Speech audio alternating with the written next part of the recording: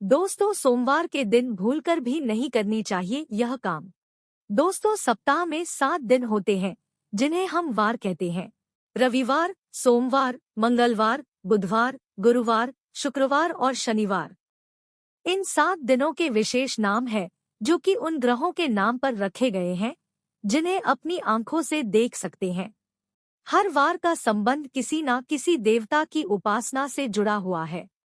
जिस देवता का वार होता है उस दिन उस देवता की शक्ति अधिक सक्रिय होती है, और यदि हम उस देवता से संबंधित नियमों का पालन करते हैं तो हमारे जीवन पर इसका गहरा प्रभाव पड़ता है।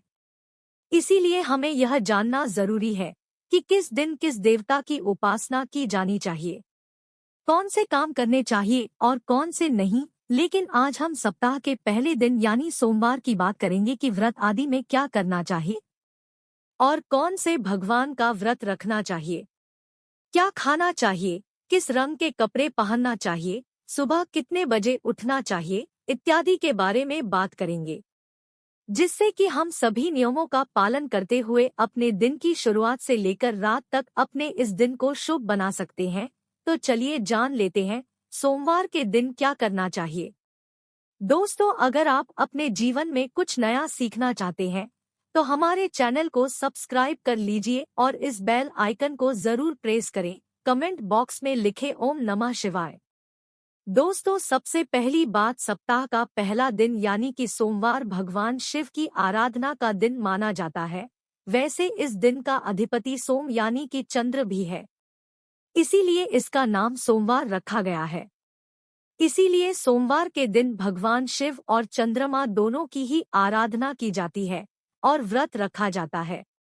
सोमवार को शिवजी के लिए रखे जाने वाले व्रत शीघ्र ही फलदायी होते हैं। इसीलिए शिव जी के भक्त इस दिन अपने किसी इच्छा की पूर्ति के लिए तथा सुख समृद्धि और शांति के लिए सोमवार का व्रत अवश्य रखें।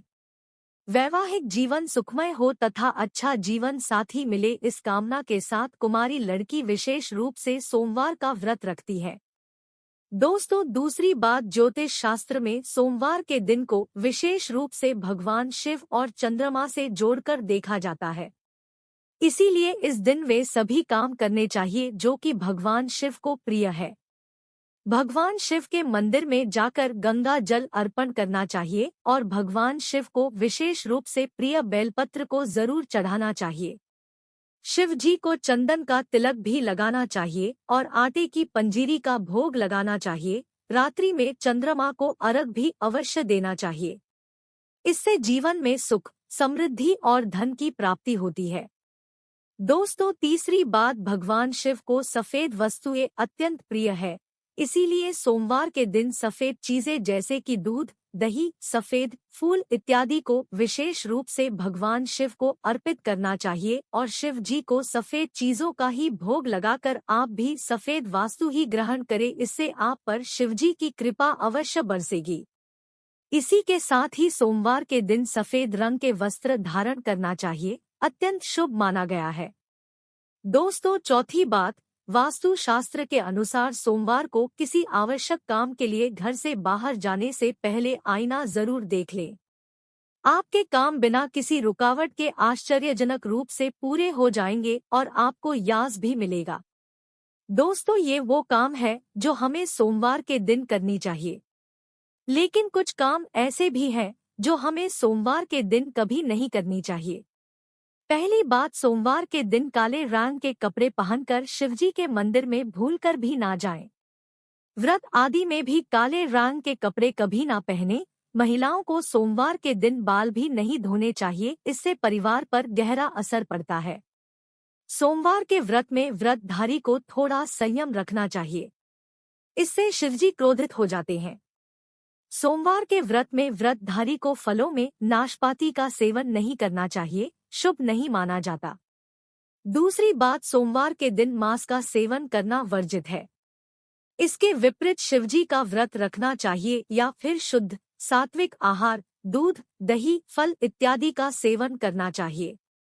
दोस्तों, तीसरी बात, सोमवार के दिन किसी का अपमान ना करे और बुरे अपशब्द ना निकाले। इससे जिह्वा पर बैठी मां सरस्वती का अपमान होता है और ऐसा बुरा व्यवहार सोमवार के व्रत में तो कतई ना करें, व्रत टूट जाता है। दोस्तों, चौथी बात, शिवजी की पूजा के साथ ही नंदी महाराज की पूजा भी जरूरी है। शिव पशु प्रेमी है, इसीलिए सोमवार को 4 पैर वाले पशु का अर्थात गाय माता की विशेष रूप से पूजा करनी चाहिए।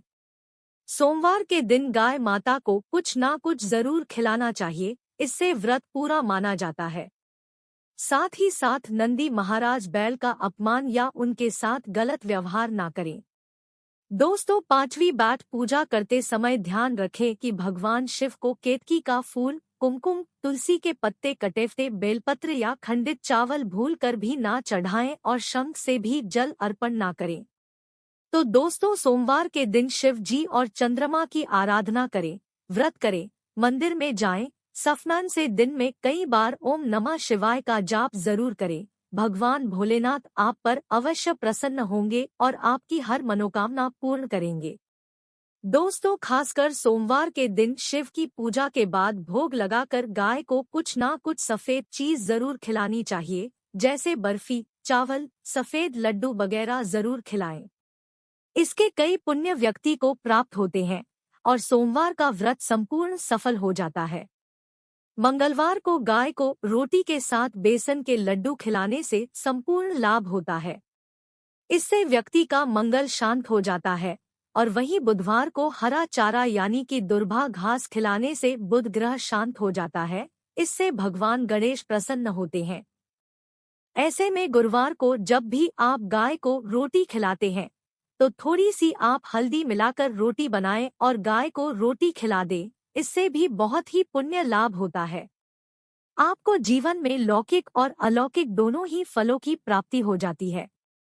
शुक्रवार के दिन गाय को खीर खिलाने से शुक्र ग्रह मजबूत होता है, देवी लक्ष्मी प्रसन्न होती है, जिसके कारण व्यक्ति मालामाल हो जाता है, माता लक्ष्मी मेहरबान हो जाती है। माना जाता है कि शनिवार के दिन गाय को काले तिल और उड़द पीसकर गेहूं के आटे में डालकर रोटी बनाकर खिलाने से शनि दोष शांत हो जाता है। दोस्तों, वही हर रविवार को रोटी के साथ गुड़ मिलाकर गाय को खिलाने से सूर्य की महादशा ठीक हो जाती है, व्यक्ति निश्चित तौर पर धनी बन जाता है। दोस्तों, अब एक परेशानी यह आती है कि शहर में लोग ऊंचे ऊंचे फ्लैट में रहते हैं। फ्लैट सिस्टम होने के कारण गाय को रोटी खिलाने में जिसे भी परेशानी आती है, उसके लिए एक उपाय है। आप जिस सोसाइटी में रहते हैं वहां गेटकीपर तो जरूर होगा। आप पहली रोटी बनाकर उस गेटकीपर को जरूर दे दें। जरूरी नहीं होता कि आप अपने हाथ से ही गाय को रोटी खिलाएं। आपके घर से तो रोटी का भाप निकल ही गया ना, इसलिए आप गाय का रोटी गेटकीपर को दे दें। जब गेटकीपर गाय को रोटी खिलाएगा तो गाय आना अपने आप शुरू कर देगी, क्योंकि नियमित रूप से जिस घर से गाय को रोटी खिलाई जाती है, गाय अपने आप ही घर के दरवाजे पर आना शुरू कर देती है। फिर जब गौ माता आना शुरू कर दी तो कोशिश करे कि गेटकीपर से उसके आने का समय पूछ ले, फिर उस समय जाकर गाय को रोटी खिला दे। दोस्तों, एक बार जब आप अपने हाथों से गाय को रोटी खिला देंगे तो वह जरूर अपना भोग लेने आएगी। गाय एक निश्चित समय पर आकर सबके दरवाजे से अपना भोग ले लेती है। थोड़ा समय आगे पीछे हो सकता है, पर गाय माता घर की चौखट पर आती जरूर है और गाय दरवाजे पर आकर जोर जोर से पुकारती भी है ताकि आप उसे रोटी खिला दें।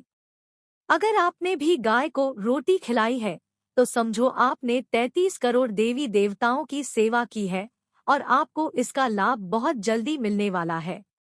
दोस्तों, सच्चे दिल से कमेंट बॉक्स में लिखे जय श्री कृष्ण, जय गौ माता। जानकारी पसंद आए तो एक लाइक